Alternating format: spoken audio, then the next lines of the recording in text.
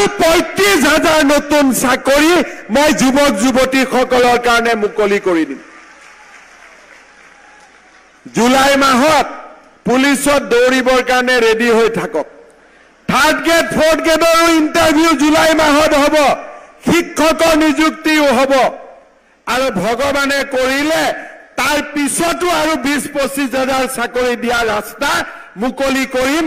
এয়া মোৰ আপোনালোকৰ কাৰণে প্ৰতিশ্ৰুতি। শ্ৰদ্ধা ৰাইজ, আমি যেতিয়া অৰুণোদয় আৰম্ভ কৰিছিলোঁ মাহত 830 টকা, তেতিয়া মানুহে মোক কি কৈছিলে যে এইবোৰ ভেলকিবাজি, ইলেকশ্যনৰ পিছত নোহোৱা হৈ যাব। কংগ্ৰেছৰ মানুহবিলাকে মিটিং কৰি কৈছিলে যে অৰুণোদয় আঁচনি ইলেকশ্যনৰ পিছত নাথাকিব।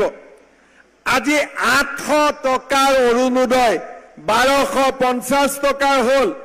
18 লাখ মহিলাই অৰুণোদয় পাই আছিলে, আজি 28 লাখ মহিলাই অৰুণোদয় পায় আৰু এই বছৰ আৰু 3-4 লাখ মহিলাক আমি অৰুণোদয় আঁচনি দিম।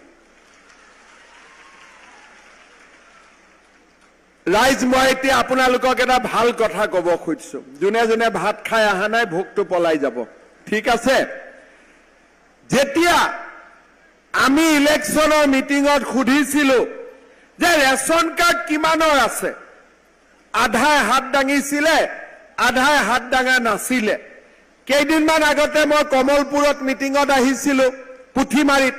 তেতিয়াও মই সুধিছিলো কিমানে ৰেচন কাৰ্ড আছে, আধাই হাত দাঙে, আধাই নাদাঙে। আজি আমি 42 লাখ লোকক নতুনকৈ ৰেচন কাৰ্ড দিলো। এতিয়া হাত দাঙকচোন, কাৰ কাৰ ঘৰত ৰেচন কাৰ্ড আছে? এতিয়া যাদু হৈ গ'ল নে নাই? আগত নাছিলে, এতিয়া চবৰ হৈ গ'ল। এতিয়া মই আৰু এটা কথা ক'ব খুজিছো, যাৰ যাৰ ঘৰত ৰেচন কাৰ্ড আছে সেই ঘৰতে যদি এটা অৰুণোদয় দি দিওঁ কেনেকুৱা হ'ব? ভাল হ'ব না বেয়া হ'ব? আচ্ছা, মই এতিয়া আৰু এটা পৰীক্ষা কৰো, ভাল হ'ব নে বেয়া হ'ব? অৰুণোদয় এই মাই, তই অলপ ইফালে আহ, তাৰপিছত কথা পাতিম। ৰ 1 মিনিট, তই তালখন অলপ পিছত বজাবি। আহ মাই, এইফালে আহিব। হ'ব হ'ব, তই এতে আহ, এতে আহ, এতে আহ। এতিয়া মোক আপোনালোকে কওক, অৰুণোদয় কিমানৰ আছে? হাত দাঙক, অলপ হাতখন দাঙি থাককচোন। অৰুণোদয় কিমানৰ আছে? এতিয়া আপোনালোকে নামক। অৰুণোদয় কাৰ কাৰ নাই হাত দাঙক। বা, এতিয়া যদি যাৰ যাৰ ঘৰত ৰেচন কাৰ্ড আছে তাকে যদি অৰুণোদয় দি দিওঁ, অহাবাৰ হাত দাঙাটো বন্ধ হৈ যাব নে নাযাব? যাব নে নাযাব? হয়নে? এইবাৰ মই সেইটো বুদ্ধি লৈ আহিছো। ইমান টিলেকশ্যন গণ্ডগোল হৈ থাকে, গতিকে যি পৰিয়ালতে ৰেচন কাৰ্ড আছে তাতে এটা অৰুণোদয় জাপি দিয়ে, জামেলা শেষ। হয়নে নহয়? এতিয়া ৰেচন কাৰ্ড পালো, অৰুণোদয় পালো। অৰুণোদয় পালে কি হ'ব? ৰেচন কাৰ্ড পালে কি হ'ব? উজ্বলা গেছো পাম। উজ্বলা গেছত বজাৰতকৈ 300 টকা কম দামত আমি উজ্বলা গেছ পাওঁ। ৰেচন কাৰ্ড পালে আমি কি পাওঁ? প্ৰধানমন্ত্ৰীৰ আয়ুষ্মান ভাৰত আৰু মুখ্যমন্ত্ৰীৰ আয়ুষ্মান অসম 5 লাখ টকালৈকে চিকিৎসা বিনামূলীয়া। এতিয়া মোৰ মনত আৰু এটা ইচ্ছা গৈ আছে যে যাৰ ঘৰত ৰেচন কাৰ্ড আছে সেই ঘৰত এজন মুৰব্বী মানুহ আছে নে নাই ঘৰত? এতিয়া মুৰব্বী মানুহজনক ভগৱানে নকৰক, মা কামাখ্যাই নকৰক, কিন্তু মুৰব্বী মানুহজনৰ যদি এক্সিডেণ্ট হয়, কিবা কাৰণত বেমাৰ হয়, মৃত্যু হয়, ঘৰখনত অন্ধকাৰ নামি আহে নে নাহে? সেইকাৰণে এইবাৰ আমি কৈছো যে যাৰ ঘৰত ৰেচন কাৰ্ড আছে তাৰ মুৰব্বী মানুহজনক আমি চৰকাৰী খৰচত ইন্সুৰেন্স কৰি দিম, যাতে তেওঁৰ বিপদ হলে পৰিয়ালটোৱে ইন্সুৰেন্স লাভ কৰিব পাৰে।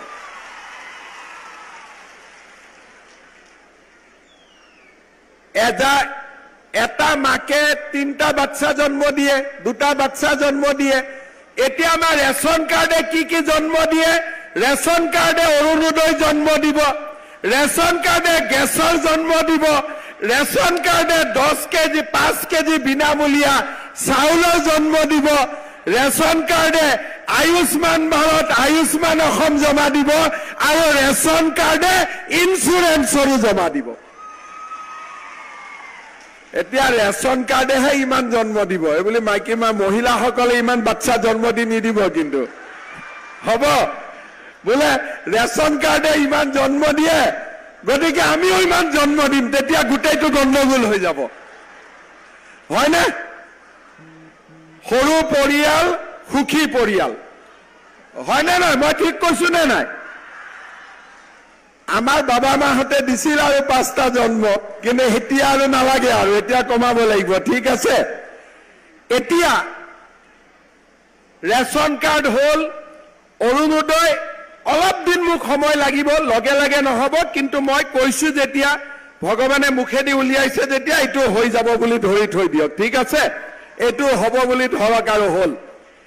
এতিয়া ৰাইজ এটা ডাঙৰ কথাটো হ'ল, আৰু এটা নতুন কাম কৰিব লাগে, সেইটো হৈছে বাইদেউসকলক লাখপতি বাইদেউ বনাব লাগে। লাগে নে নাই লাখপতি হ'ব? কাক নালাগে হাত উঠা, কাক নালাগে?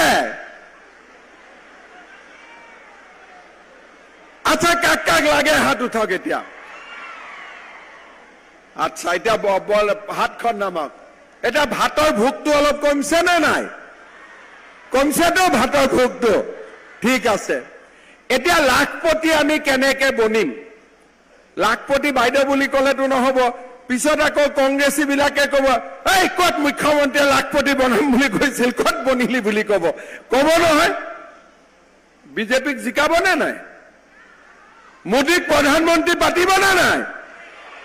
নহ'লে আকৌ মই কৈহে থাকিম, চব এনাই যাব, ঠিক আছে?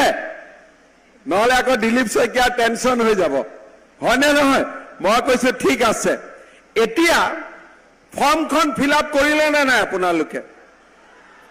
কৰিলে? কোনে? চবেই কৰিছে কিজানি, তথাপিতো কৰা কেইজনে হাত উঠাওকচোন। আচ্ছা, এতিয়া ফৰ্মখিনি আপোনালোকে দিলে, এতিয়া আপোনালোকৰ সৰুকৈ ইণ্টাৰভিউ হ'ব। ইণ্টাৰভিউ মানে এইবোৰ পৰীক্ষাৰ ইণ্টাৰভিউ নহয়, এটা ইণ্টাৰভিউ বাচ্চা কেইটা আছে এইটোৱে সুধিব খালি। 4টা 5টা থাকিলে দিগদাৰ হ'ব, আৰু 3-4টালৈকে মই মিলাই ল'ম, হ'ব? গতিকে যি নহওক, এই কথাটো সোধাৰ পিছতেই এদিন ৰাতিপুৱা বেংকৰ একাউণ্টত আপোনালোকৰ মোবাইলত টিলিং টিলিং মেছেজ আহিব, আৰু একাউণ্টত টুপুং কৰি 10,000 টকা সোমাই যাব। হ'ল? এতিয়া 10,000 টকাটো সোমোৱাৰ পিছত কি কৰিম? গিৰিয়েকক দি দিম। কোনে কোনে গিৰিয়েকক দি দিব? এতিয়া মোৰ আগত কৈছে নিদিও বুলি, পিছত আকৌ দি দিব। দিবনে নিদিয়ে? এইটোত অলপ লাহেকৈ কয়, অলপ ভয়ো খাই গিৰিয়েকক। দিবনে নিদিয়ে? নাই, নলয় গিৰিয়েকবিলাকেও, মই কৈ দিম টিভিত, আপোনালোকৰ চিন্তা নাই। গিৰিয়েকসকলক মই কৈ দিম যে এই 10,000 টকাটো ল'ব নালাগে, পাৰিলে নিজৰ পকেটৰ পৰা 2,000 মান দিবহে লাগে, ঠিক আছে? হ'বনে? এই 10,000 টকাটো পোৱাৰ পিছত এই টকাটো আমি যিসকলে ভাল কৰি ব্যৱহাৰ কৰিম, কোনোবাই মুৰ্গী কৰক, হাঁহ কৰক, কাপোৰ বোৱক, সৰু দোকান দিয়ক, নহ'লে 10,000 টকা গোট খুৱাই 1 লাখ টকা দি গ্ৰুপত বিজনেছ কৰক, যি কেইগৰাকী বা সকলোৱে ভাল কাম কৰিব, তেওঁলোকক মই আকৌ 25,000 টকা বেংকৰ একাউণ্টত দিম। এই 25,000 টকাৰ 12,500 বেংকক ঘূৰাই দিব লাগিব, 12,500 ঘূৰাই দিব নালাগে, আৰু বেংকক কোনো সুদ দিব নালাগে, সুদটো চৰকাৰে দি দিব। 12,500 টকাও চৰকাৰে দিব, মাত্ৰ 12,500 টকা আপোনালোকে ঘূৰাই দিব লাগিব।